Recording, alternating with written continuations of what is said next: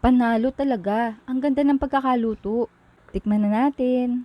Wow, ang shiny at super bango mga preni. Ganitong version talaga ang masarap. And this is Fanny from Fanny's Cookery.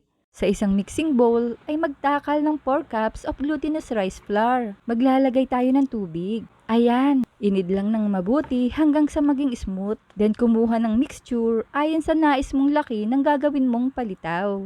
Then i-flatten lang ng ganito. Sa pinainit na kawali ay maglalagay ako ng 1/8 cup of sesame seeds. Sa parehong kawali ay ibuhos ang 3 cups of coconut milk, ilagay ang hinimay na langka, 3/4 cup of white sugar. At kapag natunaw na ang asukal, ihulog na ang palitaw do. Pakuluan lang hanggang ang palitaw ay maluto na. Budburan ng dinurog na sesame seeds. Lagyan ng konting asin, simmer for 2 minutes. Ay grabe, sabaw pa lang, nakakatakam na.